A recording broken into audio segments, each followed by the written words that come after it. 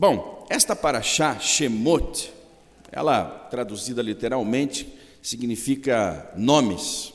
Ela começa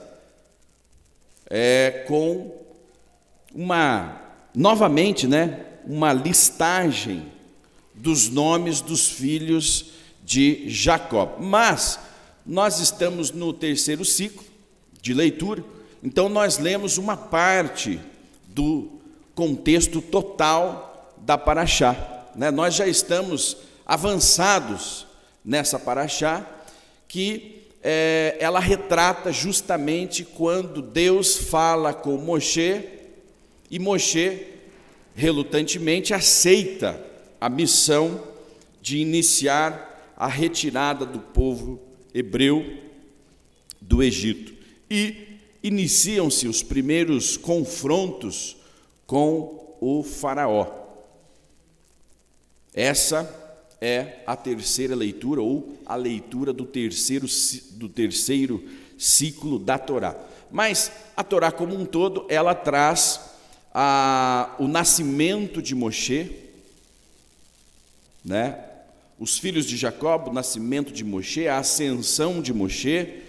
Moshe foge do Egito, e aí sim Deus o encontra e dá a Moshe a missão. Mas eu queria me ater com vocês hoje sobre o seguinte aspecto: a escravidão do povo de Israel. Na última paraxá, nós estudávamos o final do encontro, daquele grande drama que foi o encontro de Jacó com José, e como o povo de Israel se estabeleceria no Egito. Pois bem, aqui já se passaram mais de 200 anos. Tudo havia mudado. O povo havia se multiplicado, se tornado muito numeroso, representava já uma ameaça para o novo rei egípcio, que não conheceu José, ouviu falar dos seus feitos, mas minimizou esses feitos. Aqui, no comentário dos nossos sábios, eles trazem que esse novo rei, ele se referiu a José como parte de tempos antigos que já não importam mais. Desconsiderou totalmente os acordos feitos pela coroa, feitos pelo Estado egípcio com o povo de Israel. Um outro aspecto, como o tempo havia passado muito, o povo acabou se tornando escravo. E a escravidão, ela não começa do dia para a noite. Ela vem junto com as mudanças dos tempos.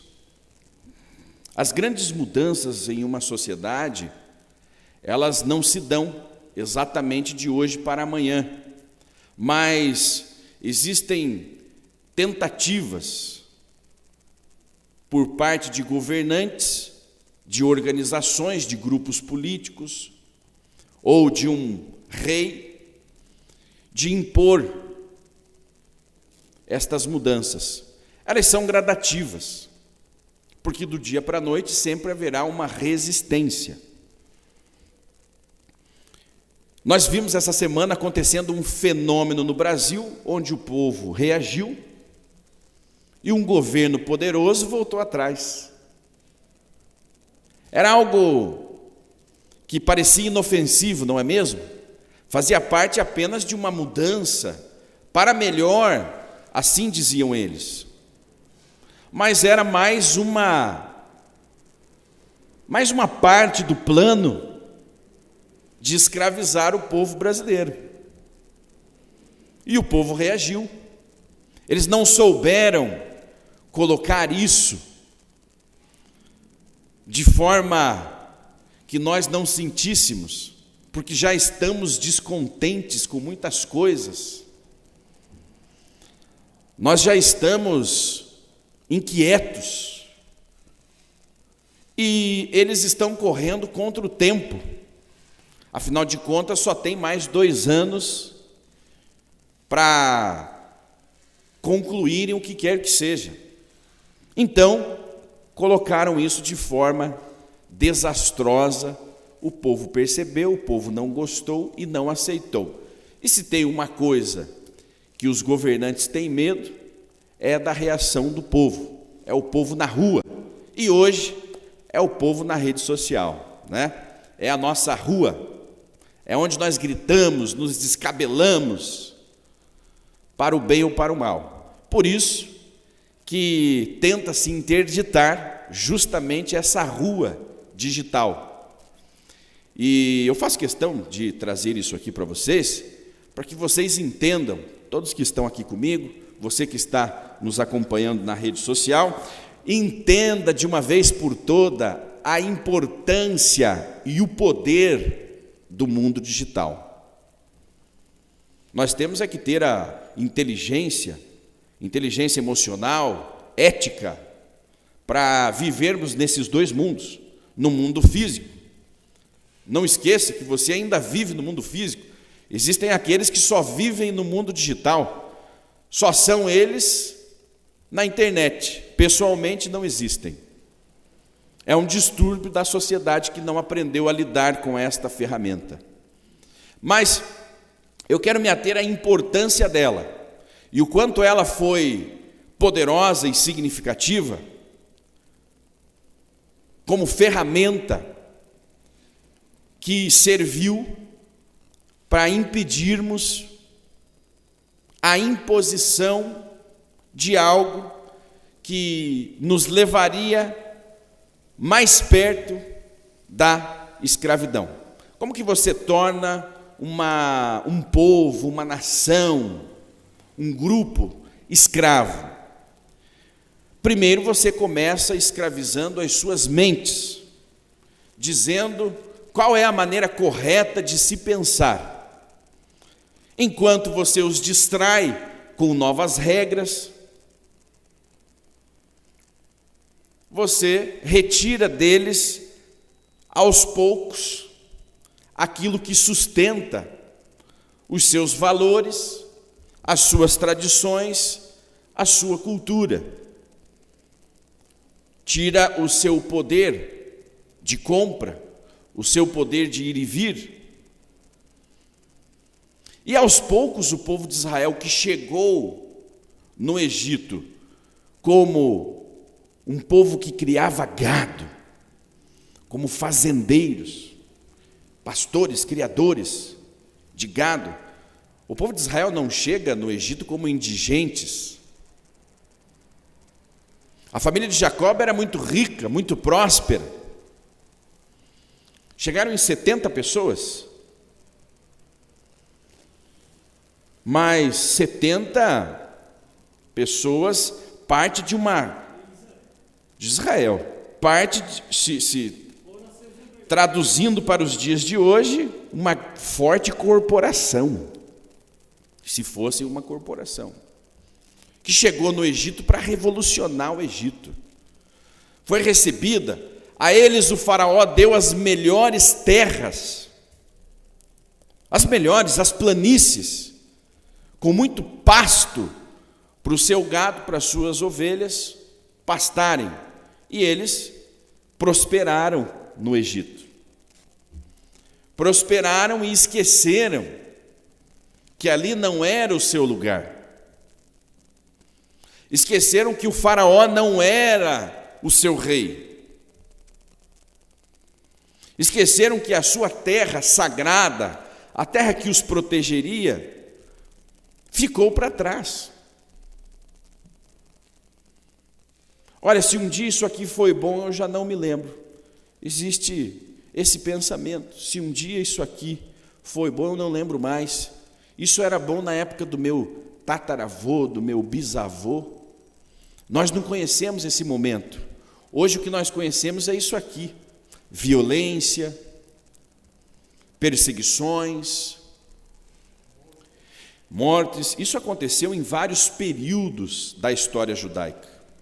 Não apenas no Egito, mas nos exílios. E um dos momentos mais nevrálgicos desse exílio judaico, em que Israel acaba se apegando àquela nova terra, àqueles novos costumes, foi na Alemanha. Israel vem, o povo judeu vem se consolidando na Europa, passaram por todas as regiões, já havia ocorrido algo extremamente terrível, bem antes de 1939, que é quando começa a se desenvolver em 1920, 23, 24, 25, 26, com a ascensão de Hitler, isso começa a se acentuar, mas o antissemitismo ele já brota na Europa desde a Inquisição. A Inquisição, em 1400, final de 1300, os judeus já começam a ser vistos com maus olhos na Espanha e Portugal. E era uma das maiores comunidades judaicas da Europa. Rica, próspera, vivia em paz. Os judeus te fizeram associados com os mouros, os árabes, na Europa, a era de ouro da Europa. Eram extremamente evoluídos. Foi um período em que a medicina mais evoluiu na Europa, naquele tempo, junto com os judeus, parceria entre os judeus e os árabes. Mas o mundo muda, os tempos mudam, as pessoas mudam, elas vão e vêm. A coroa católica dos reis espanhóis reconquista. Aquela região sempre viveu em guerra. Ora, os mouros estavam no poder, mantiveram um califado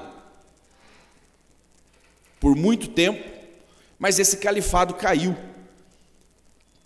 Eles perdem a guerra para os reis católicos. Imediatamente os reis católicos, já com certa hostilidade ao povo judeu, então no final dos anos 1300, aquele sossego, aquela estabilidade que o povo judeu tinha na Espanha e Portugal, ela começa a se desestabilizar. Como?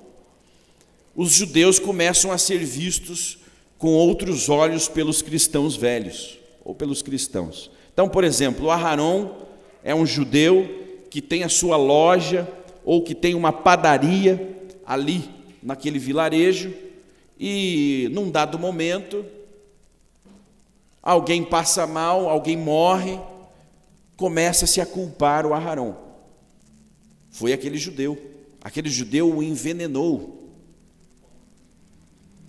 Aquela judia, ela é bruxa, ela lançou um feitiço e aquela criança morreu.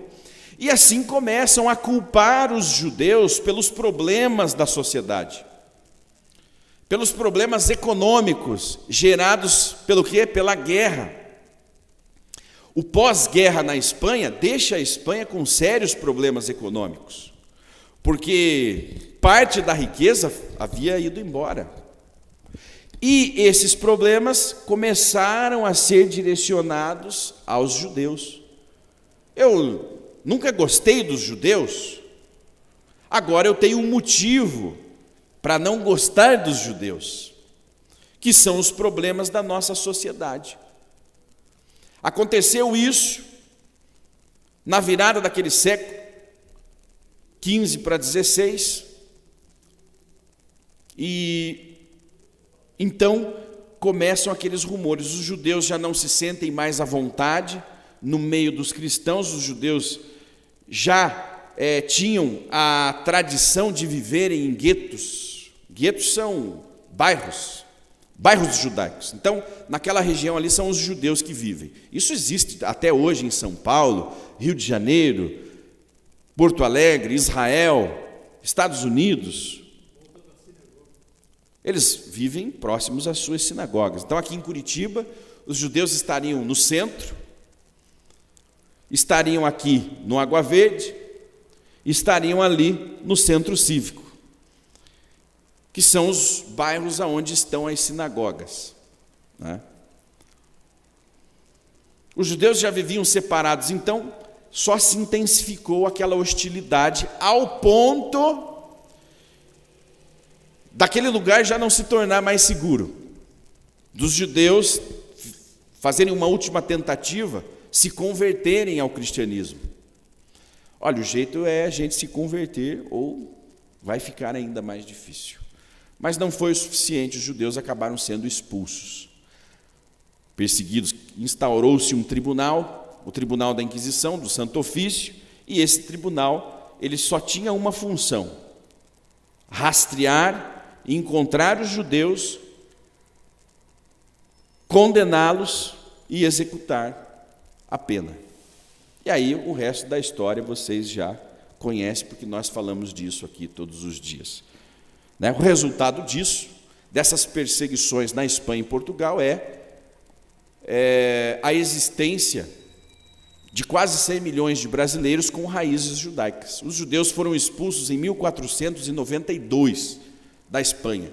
Foram para Portugal. Em 1497, a coroa portuguesa resolve também, por ter feito um laço matrimonial com a Espanha, expulsar os judeus. Foi uma exigência da coroa espanhola e da Igreja Católica que Portugal também aderisse a essa perseguição contra os judeus, que eram chamados de hereges. Então os judeus eram muito ricos, muito prósperos, e parte dessa perseguição era justamente esse sentimento: esses estrangeiros vieram aqui, eles tomaram nossa riqueza, eles nos dominam. Os judeus eram banqueiros, eles emprestavam dinheiro para os cristãos. Os judeus no Egito eram fazendeiros, criavam gado, tinham muito dinheiro. Os judeus da Alemanha eram grandes empresários, latifundiários,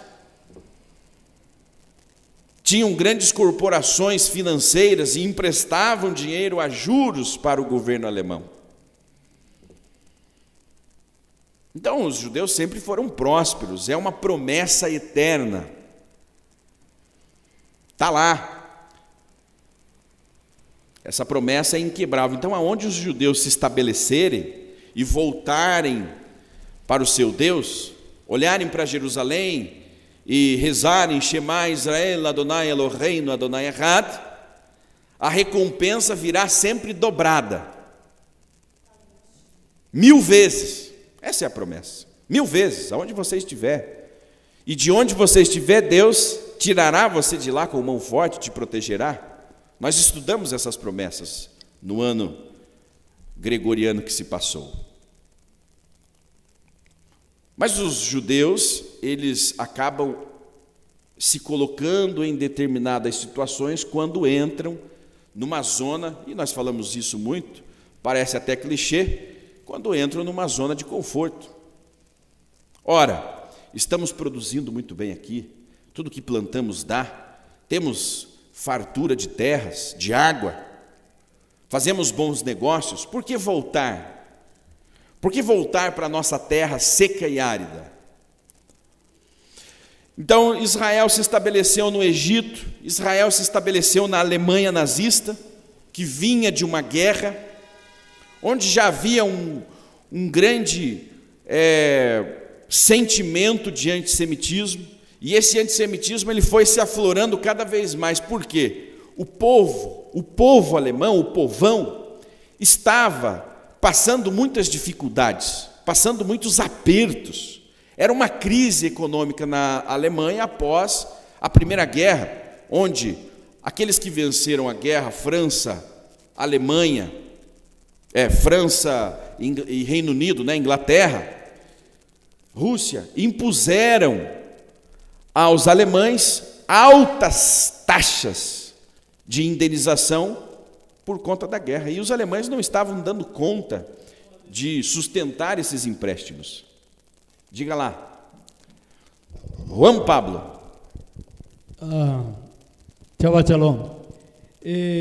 Apenas um adendo, não é ainda a palavra domínio. Quando você lê o livro A Indústria da Mentira, você vai encontrar que os povos que guerreavam um contra o outro, defendendo a sua casta, então, eram os judeus expulsos vamos dizer assim, dessas nações, ou dessa sociedade, nação mesmo, e eram mortos. De maneira que o Oriente Médio, cada pedaço de chão que você pisa sobre alguém que foi enterrado aí. Porque morreram milhões. Milhões nas cruzadas. Milhões, não é só milhares, milhões de judeus e de outras castas. De maneira que aquilo que o senhor está falando, vamos dizer, é muita coisa. Se você lê o livro, você fica arrepiado, o livro A Indústria da Mentira, porque isso não se publica. Porque estão a favor daquilo que fazem o Hamas, que fazem todos esses que se revoltam contra os judeus. Então, na Alemanha, a situação foi ficando cada vez mais difícil, surgiu uma indústria da propaganda que demonizava os judeus na época no rádio. O rádio era o principal meio de comunicação, né? E chegamos ao ponto de surgirem as leis de Nuremberg, muito parecida com as leis impostas pelos tribunais da Inquisição na Espanha e Portugal, onde os judeus passaram a ser cidadãos de segunda classe ou terceira, e até sub-humanos. Foi gradativo. E os judeus europeus, gente, semelhante ao Egito, e semelhante ao que acontecia na Inquisição, já estavam num nível de assimilação bastante elevado. Já não havia uma preocupação em voltar à terra de Jerusalém. Havia um sentimento de sionismo, e sionismo já pairava. O que é o sionismo? A autodeterminação do judeu de existir e de ter a sua terra, o seu espaço vital. E esse espaço já havia sido decidido entre os criadores do sionismo, que seria Israel. Nesse tempo ainda chamado de Palestina. Quando que Israel passa a se chamar Palestina? Era Judéia. No ano 135 da Era Comum, pelo imperador Adriano, que pelejou ali com guerrilhas judaicas que davam um grande prejuízo ao exército romano, e por raiva dos judeus e para humilhá-los, haviam perdido a guerra, ele muda o nome da Judéia para a Palestina, no ano 135. Primeiro foi Antioquia. Ela mudou o nome de Jerusalém para mudou o nome de Jerusalém para Antioquia, e depois, né, sai o Império Helênico e entra o Império Romano. 135 da Era Comum muda de Judéia, né, para Palestina. Por quê? Porque os palestinos, em algum tempo da história, foram os maiores inimigos do povo judeu. Então, para humilhar aquele povo, ele muda o nome de Palestina de Judéia para Palestina. Então, a Palestina, propriamente dita como um povo, é algo muito recente, não mais velho e não mais legítimo que Israel. Bom, Israel se estabelece, o sionismo já existia, mas o judeu europeu estava em casa. Ele era comerciante, ele era empresário, ele era bancário, ele era artista. Eles estavam na alta cúpula da sociedade alemã, da sociedade europeia. Eles ocupavam as rodas mais ricas também. daquela sociedade, e a hostilidade ela só foi aumentando. Só que eles não percebiam. Por quê? É cozinhar em banho-maria. As mulheres conhecem muito bem o que é fazer algo em banho-maria. É aos poucos. Você vai cozinhando aos poucos ali para dar uma textura, dar um sabor diferenciado. A inveja, né? A inveja era um dos grandes. Hitler acusava os judeus pela crise vivida na Alemanha, pela crise financeira. E então os cartunistas, os jornais desenhavam os judeus com aparência diabólica. E aquela sociedade ela foi se voltando contra os judeus. Então, primeiro começaram a demonizar os judeus. Depois, você já foi rompendo a amizade com o povo judeu, com quem era judeu. E o judeu, ele poderia pensar assim, puxa, a coisa está ficando feia aqui. Muitos pensaram e foram embora. Mas, na grande maioria, não. Porque você pensa assim, não, eles não serão capazes. Não é mesmo? O Brasil vai virar uma Venezuela. Não, isso é impossível. Olha, o Brasil vai quebrar. Não, é impossível quebrar. Olha, eles vão confiscar o teu direito de opinião. Não, isso não vai acontecer, é impossível. E os judeus pensavam assim na Alemanha. Não, tudo bem. Aí os judeus foram proibidos de entrar em determinados lugares. Aí aquela família, não, tudo bem, vamos evitar entrar lá. O que mais pode acontecer? Aí os judeus foram proibidos de frequentar escolas, universidades, lugares públicos. Aí a família judia, alguns estavam indo embora para a América, para outros lugares da Europa. Não, o que mais pode acontecer? Ora, vocês não podem mais ter propriedades aqui no nosso país.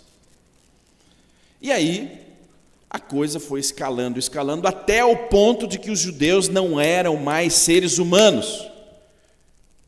E os judeus perguntavam, o que mais pode acontecer? Veio a solução final. Vamos queimá-los nas fogueiras, porque o plano inicial de Hitler não era exterminar os judeus, era expulsar os judeus. Mas eles eram muitos. E Hitler corria contra o tempo. Já estava em guerra. Os aliados já estavam batendo a porta. Não deu tempo de expulsar os judeus, porque Hitler começa expulsando os judeus da Alemanha. Mas quando ele expande a sua guerra para toda a Europa, os judeus estavam lá. Os judeus estavam na Polônia, na Ucrânia, na França, na Hungria. Eles tinham saído da Alemanha, mas estavam na Europa.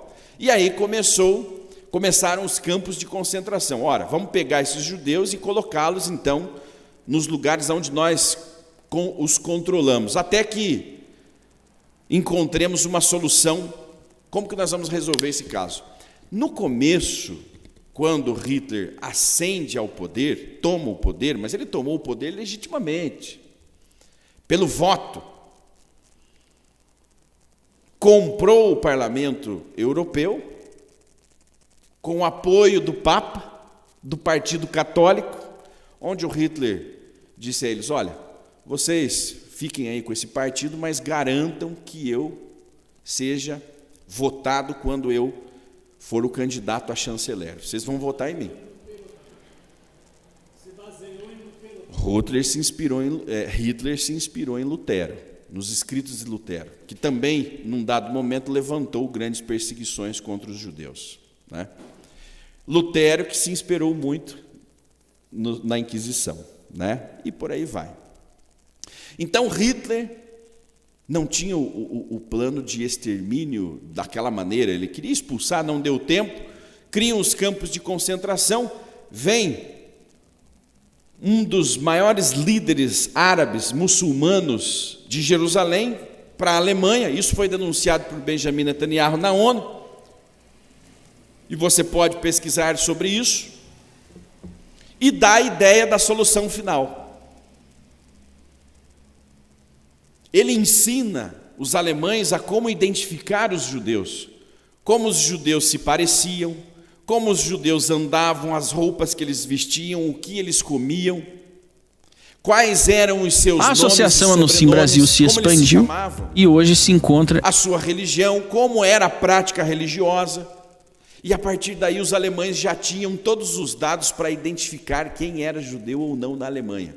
Com a ajuda da IBM, eles conseguiram identificar até a 10ª geração de judeus. Então, o seu avô tinha se casado com uma cristã, você já não era mais judeu, pois eles te encontravam. Ah não, o seu avô e bisavô era judeu, você vai para os campos de concentração. Não queremos nenhum resquício de judaísmo aqui no nosso país, no nosso espaço vital. Então me corrija se eu estiver errado, não sei se é Muslim ou Muslim de Jerusalém, ou Muti, ou Mufi, me corrijam quem tiver.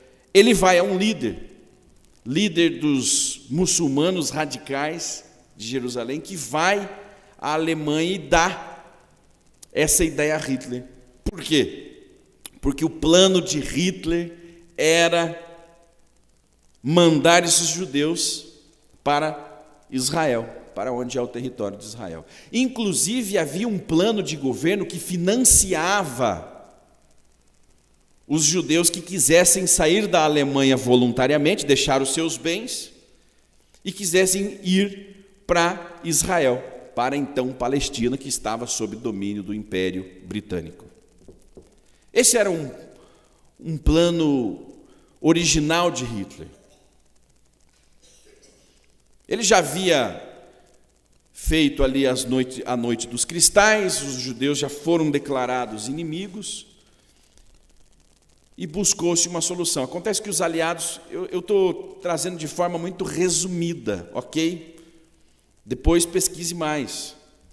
Os aliados já estavam avançando na França, na Itália, e Hitler precisava definitivamente acabar com os judeus. Era uma missão que eles precisavam cumprir. Eles começaram fuzilando os judeus, mas os próprios soldados alemães não aguentaram essa forma de extermínio por problemas psicológicos. Você já imaginou você fuzilando pessoas 24 horas por dia? Crianças, bebês, velhos e velhas. Os soldados entraram em colapso. Começaram a se matar, começaram a debandar, desertar. Ora, Hitler se preocupou com o psicológico dos soldados nazistas. Então criou-se ali esse formato. Além do que, eles levariam muitos anos para exterminar os 6 milhões de judeus por fuzilamento ou enforcamento. Não era prático essa forma de extermínio. Então, criaram aquilo que nós conhecemos hoje, o sufocamento por gás, né, e a queima nos fornos. Isso tornou essa eliminação extremamente eficiente, rápida, e os alemães conviviam com isso. Existe um filme, eu acho que está no Amazon ou na Netflix, tem a conferência, mas é um que vizinhos ao lado, alguma coisa assim, que são pessoas que moram ao lado de um campo de extermínio e vivem uma vida normal, como se nada tivesse acontecido. E usam as cinzas como adubo, né? Para adubar a terra. Bom, voltando ao passado, voltando ao Egito, no Egito, a situação, ela foi se tornando muito parecida. E na Espanha e Portugal também. Os judeus foram proibidos de terem bens, tinham seus bens confiscados. Qualquer vizinho podia denunciar: olha, eu vi aquela judia, aquela cristã nova praticando judaísmo, acendendo as velas. Já os inquisidores chegavam, levavam presa, faziam os interrogatórios, torturavam, faziam aquela judia confessar que ela tinha cometido heresia, que era acendendo as velas de Shabat, e aí ela era julgada, condenada, morria na fogueira, morria por enforcamento, tinha prisão perpétua, e seus bens, ou os bens daquela família toda, eram tomados e passados para a coroa e para a igreja. Isso na Espanha e Portugal, que é a história dos nossos antepassados. E do nosso povo no Egito, foi-se também gradativamente mudando as posições da sociedade, e o povo acabou escravo. Quando o povo acordou, já era tarde demais, já eram escravos.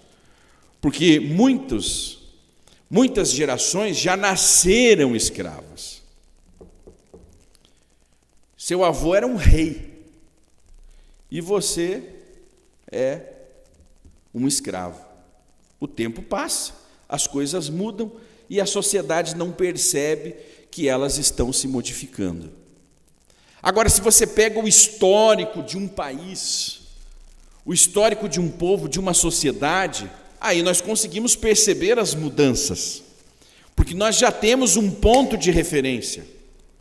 O brasileiro pode olhar para os países vizinhos, e nós podemos olhar para a Argentina, que parou no meio do caminho da escravização total daquela nação, daquele povo.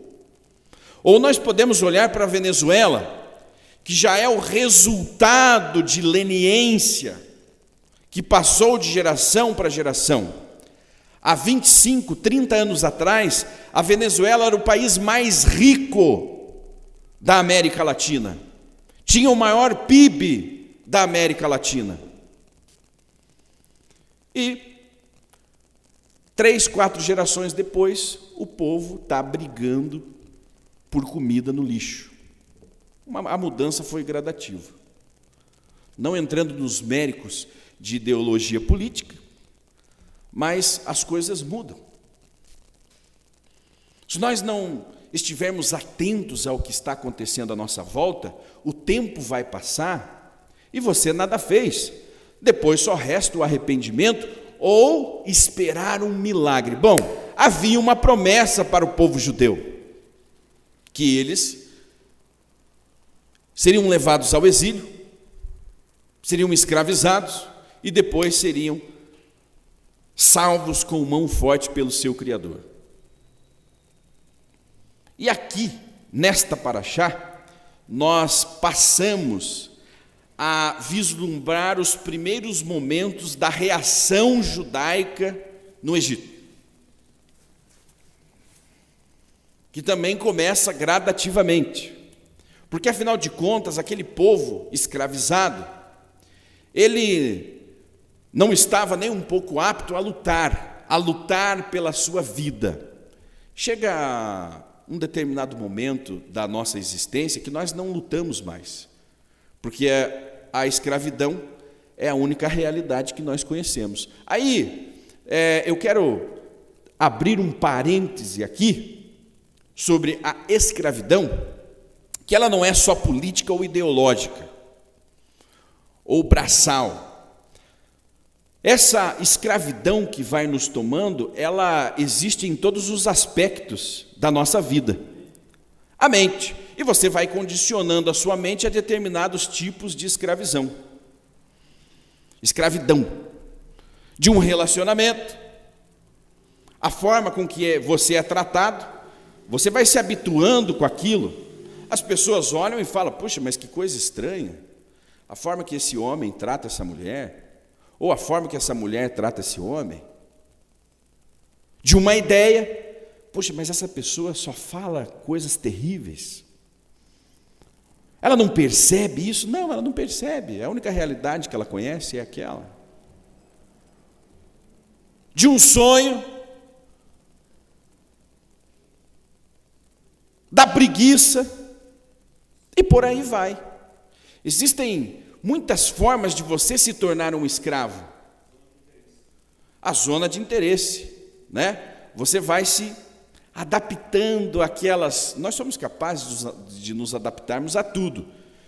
E nós sempre dizemos, mas o que mais pode acontecer? Ou, não é possível que aconteça algo mais difícil do que isso? Sim, o faraó tirou a palha. Nesse momento da primeira reação judaica, se fala agora começa a melhorar. Não, vai dar uma piorada antes. O faraó retirou a palha, agora vocês colhem a palha e entregam a mesma quantidade exigida de tijolos. Então nós nos habituamos, e até com coisas negativas, com coisas que nos fazem mal.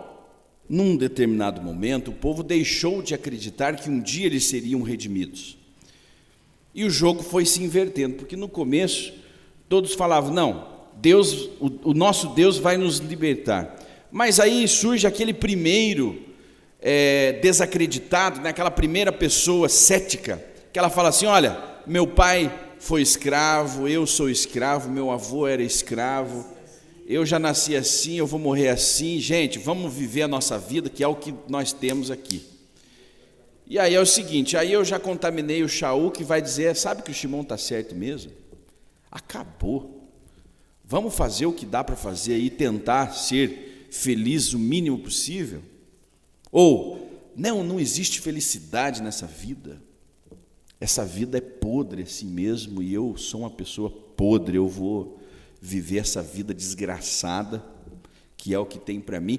E isso foi contaminando o povo, e uma parcela significativa do povo de Israel já não acreditava mais que isso seria possível.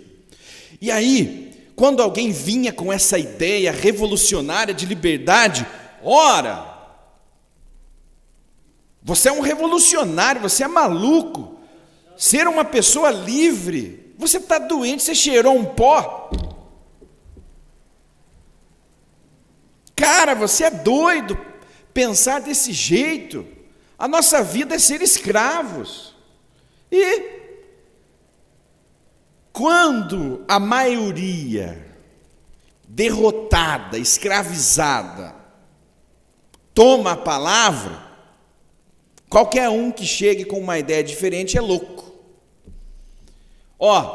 Não dá moral para essa pessoa aí que ela é louca, não dá moral para essa menina aí que ela é louca. Ela não sabe o que ela está falando, só fala besteira. Então o normal se tornou diferente. Agora existe um novo normal. E se você para fazer paralelos entre o passado e o presente, e o meio, é tudo a mesma coisa. Nós sempre estamos renovando os ciclos. A história é a mesma e o nosso destino pode ser o mesmo. E vocês percebam que nós sempre temos a oportunidade de renovação, de evitarmos os acontecimentos do passado. Nós temos as oportunidades, só que depende de nós. E aí, existem fatores que um indivíduo só, ele não será capaz. Veja, o povo de Israel precisava ser retirado do Egito, porque somente o povo de Israel seria capaz de viabilizar e conservar a presença divina no mundo. Porque Deus poderia escolher um dos patriarcas e dizer: construa a minha casa, a minha morada. Somente a nação sacerdotal, sagrada, que após a saída da escravidão, ela teria sua consciência totalmente modificada. E o Egito é chamado pelo rei Salomão como a fornalha de ferro. A fornalha de ferro que derrete aquela casca que nós temos e expõe a nossa alma, a nossa vida espiritual. Ela destrói o mundo físico que nós conhecemos, o ouro, a prata, o dinheiro, o gado, os bens materiais. O Egito removeu isso do povo de Israel. Você não tem mais nada, você voltou às origens. Você não é mais dono do seu querer. Mas agora você vai para uma terra estéril para ser purificado, para ser elevado. Aí sim, agora você estará apto como um povo para construir a morada divina aqui na terra. Tem um detalhe aí. Diga lá, diga o detalhe. O detalhe é o seguinte, que o povo saindo do Egito e vivendo totalmente aos cuidados de Deus, alimento, livramento. É uma criança, né? Livramento de escorpiões, de cobras, falta d'água, ele fornecia, caiu o maná. Então, eles passaram a se purificar, passaram a fazer com que aqueles costumes, aquelas ideias dos egípcios totalmente ficassem libertos disso. Exatamente. Porque eles eram cativos. Por que Deus, em 2 meses, eles podiam ter já entrado na terra de Canaã? Aí Deus disse, não vou desviar ele para o deserto, porque eles vão ver a guerra e vão fugir outra vez para o Egito, porque não estariam preparados. Então, esta preparação, aplicando na nossa vida espiritual, nós precisamos levar em conta. Por isso nós estamos aqui, estudando, aprendendo, para que possamos ter a nossa própria ideia, o nosso próprio fundamento das coisas. E isso que Israel precisava para poder conquistar a terra prometida.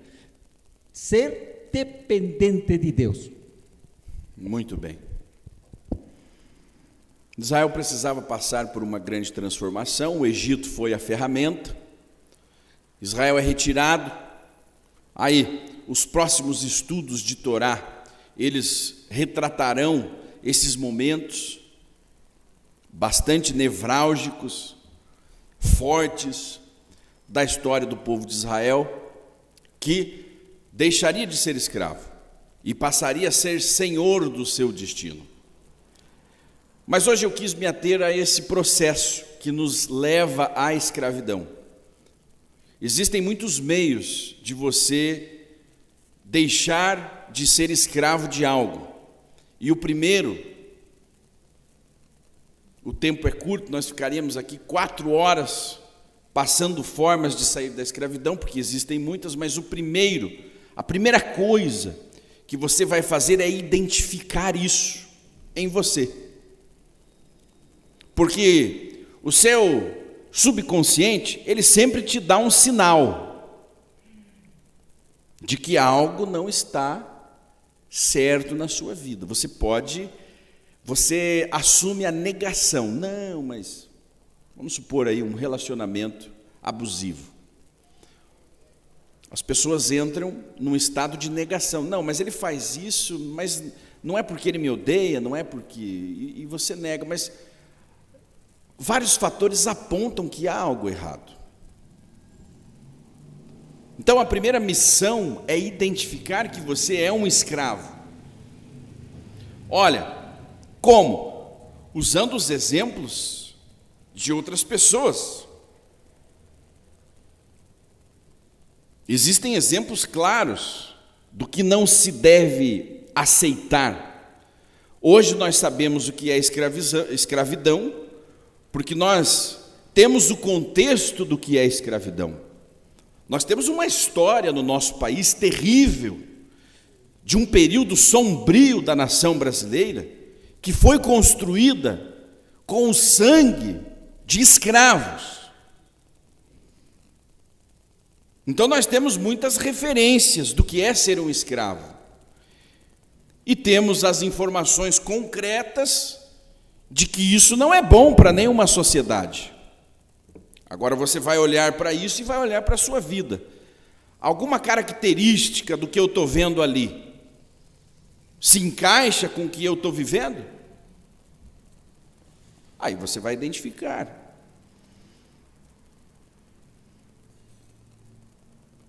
Eu conheço uma pessoa que tem um relacionamento com alguém que é narcisista. Então a gente já falei, o teu fulano é narcisista. Não, mas não é. Não, mas não é narcisista. Bom, eu sou teu amigo, então você não vai acreditar em mim. Leia esse livro, que vai identificar uma personalidade narcisista. Lê o livro. E não acreditou, não. Pode ser com ele, mas comigo não. Tá bom. Eu não posso entrar na sua casa, derrubar a porta, pegar o fulano e eliminá-lo da sua vida. Eu não posso fazer isso. É você que tem essa missão. Então o que eu tenho para te dizer é isso, olha, você é vítima de um relacionamento abusivo com um personagem narcisista. Mas como é que você prova que ele é? Poxa vida, é meu papel provar para você? Está aqui, ó. Então, estão aqui as características. E qual é a solução? É você se afaste dessa pessoa, termine esse relacionamento. Essa é a solução mais rápida, é a mais difícil. Mas eu consigo mudá-lo. Não, você não consegue mudá-lo, você não tem poderes para isso. Ninguém muda ninguém. Então, se eu não consigo mudá-lo, eu vou ter que separar dele. Olha, essa é uma decisão que você vai tomar. Não sou eu que vou dizer para você, separe desse fulano. Mas o que as pessoas que vivem isso fazem? Elas separam, elas saem desses relacionamentos. Mas não sou eu que vou dizer para você. Essa é uma responsabilidade sua e é uma decisão somente sua, você é soberano nisso. Se você encontrar os motivos para não viver mais essa vida de escravidão, então, uma das alternativas é você sair deste relacionamento, sair da presença desse indivíduo. E vou dizer para você, você está mexendo com um dos perfis mais perigosos e difíceis de se lidar. Porque é como a escravidão no Egito. O narcisista, ele começa tirando todas as suas iniciativas. Todas. As suas ideias, as suas relações familiares, atividades que você faz, ele vai tirando isso de você, ele vai moldando você à própria imagem. Ele vai te aprisionando. Então, se você gosta de estar na casa do pai e da sua mãe, pronto. Perceba o seguinte, ele vai colocar esse empecilho.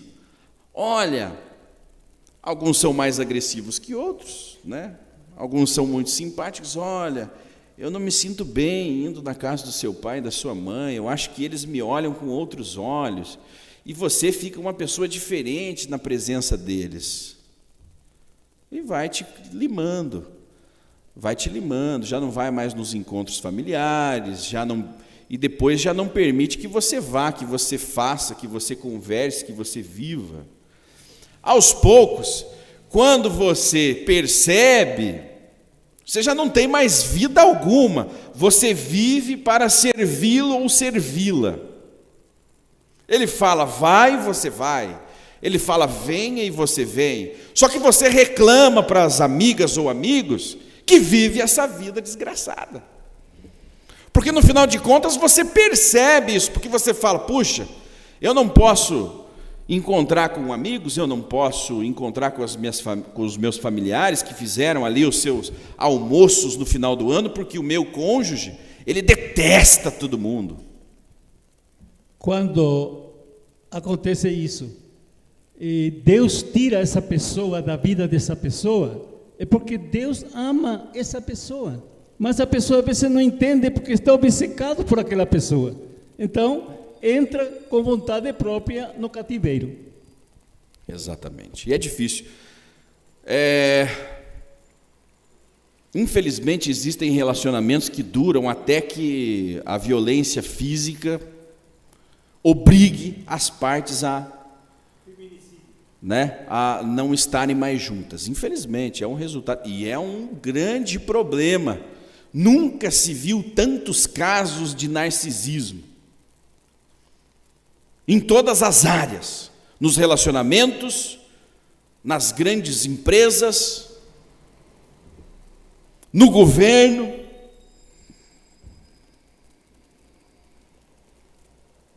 É um perfil muito falado, comentado pelos psicólogos, pelos especialistas do desenvolvimento humano. E existem muitos caminhos para você se livrar de um relacionamento assim. Mas, no final das contas, trata-se do ego, de você admitir que está errado e que pode tomar um outro caminho. Poxa, mas eu vou ter que admitir para o meu amigo, para minha amiga, para minha mãe que falou para eu largar essa situação, esse traste ou essa... O povo de Israel precisou ser chacoalhado por Moshe. Ele precisou ser lembrado que era escravo. E o faraó precisou lembrá-los de novo, mudando a situação. Então agora não vai ter palha. Vocês vão colher a palha. Aí eles lembraram, puxa, no final das contas nós não passamos de meros escravos, que agora nem a palha para fazer o tijolo nós vamos ter. Então quando a situação piora, é um sinal divino dizendo a você, olha, você está num buraco terrível. Acorda, meu filho ou minha filha. Desperta. Você é escravo. Deus foi dando os sinais para o povo de Israel, no Egito, na Inquisição, na Alemanha nazista, mas a dormência era profunda. Fomos abatidos como ovelhas.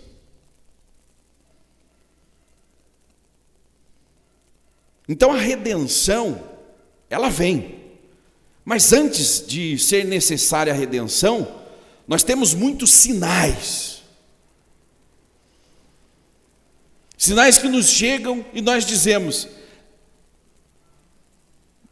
mas não é possível. Não é possível que ele vai me agredir, não é possível que ele vai me matar, não é possível que nós vamos perder tudo e vão tomar tudo que temos. Não é possível que vão me lançar num forno e me queimar. Só que se nós olharmos para trás, esse mundo é repleto de informações,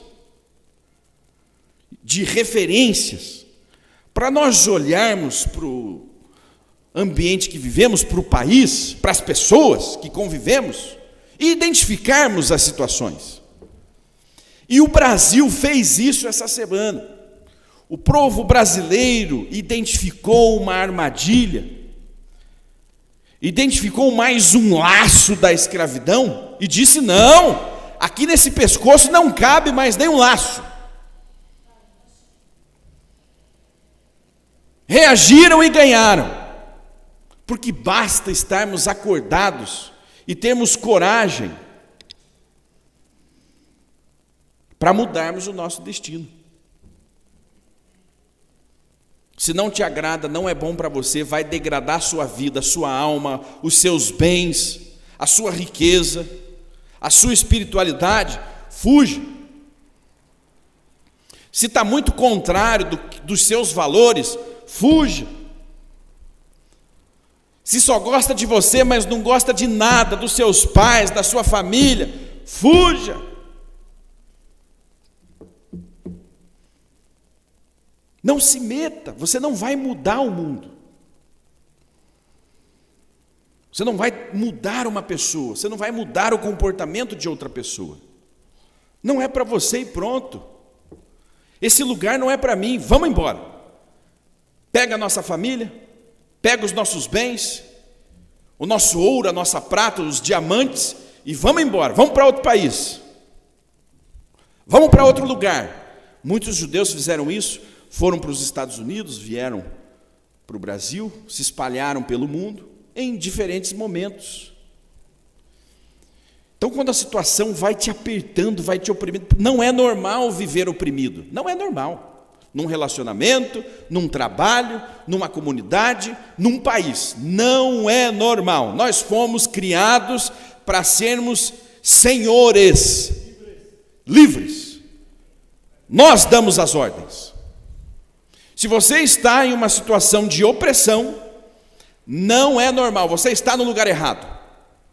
Não é para você. Ou você já assumiu a identidade de escravidão e está esperando uma redenção. Pode demorar. Pode nunca chegar. Você vai contar com a sorte. Sorte dos hebreus que estavam vivos quando Moshe chegou para tirá-los do Egito. Muitos já haviam partido, muitas gerações não viram a liberdade. Por isso que é você que faz o seu destino, o seu momento, você constrói a sua história, porque senão você só será uma peça, você só será um vento do passado. Reaja. Escravo dos próprios pensamentos e das próprias ideias.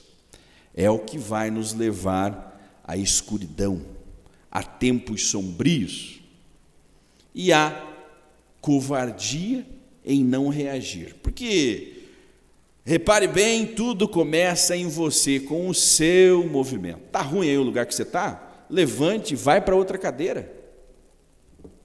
Mas é você que vai fazer isso.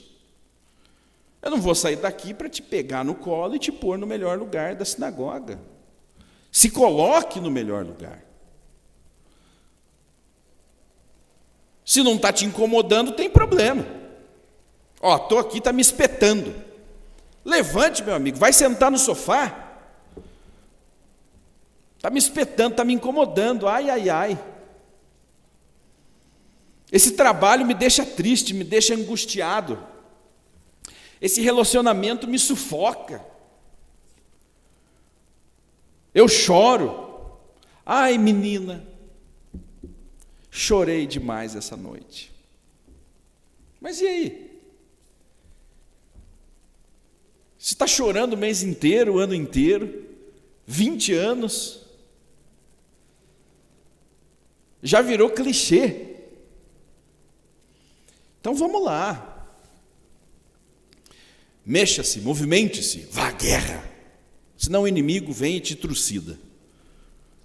A guerra espiritual, intelectual, são os conflitos que nós temos diariamente. E nós temos ferramentas, dispositivos para lidar com esses conflitos. Não que nós não somos frágeis, temos nossas fragilidades, mas elas não podem dominar as nossas vidas. Não podemos nos tornar escravos das nossas fragilidades. Temos que fortalecer o nosso eu, estudando, conhecendo, aprendendo, vivendo, mudando.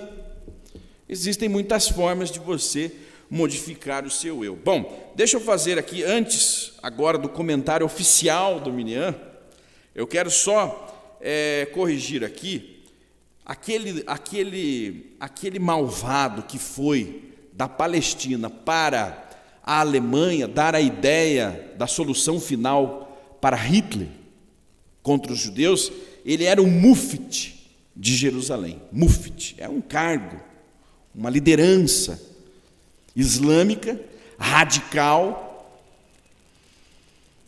que odiava os judeus e sabia como acabar com os judeus. E não queria de maneira alguma que os judeus fossem levados, porque muitos judeus já estavam migrando para Jerusalém, voltando para Israel, comprando terras, desde a virada do século. E ele sabia que esse momento de retorno estava chegando. E ele foi à Alemanha, e esse teve êxito. Bilam sai com a jumenta, contratado por Balaque, para amaldiçoar Israel. E Deus viu que aquilo não era justo. Afinal de contas, o povo estava em marcha, estava se movendo. Mas na Alemanha o povo estava parado. E esse homem mau, o Mufit, ele vai à Alemanha, amaldiçoa o povo de Israel e dá a solução final para Hitler, e Hitler coloca em prática. 6 milhões foram exterminados nas câmaras de gás. 6 milhões. Muito mais morreu na Polônia, Ucrânia, na Rússia, muito mais do que isso morreram. Mas de forma sistêmica ali, como uma indústria de matar pessoas, o Holocausto é, a coisa mais... O Stalin, sempre o Stalin fica de fora, O Stalin, ele matou muito mais que Hitler. E ele matava de fome. Ele chegava nas propriedades, levava tudo que eles plantaram, tudo que eles comiam, não deixava nada, igual o faraó. Vocês vão ter que produzir, só que eu vou levar as sementes, vou levar tudo. E matou milhões de pessoas de fome. Outro diabo. Vamos lá. Aí nós vamos falar os filmes. É A Conferência o nome desse filme? Não. Zona de Interesse. Zona de Interesse é um vilarejo de pessoas, de alemães, que viviam ao lado de um campo de extermínio. Assista esse filme e entenda o que é viver assim, cheirando corpos queimados e viver normal, como se nada tivesse acontecido. Viver em leniência, ou viver em... Quando nós nos submetemos e concordamos com tudo, e agora me fugiu.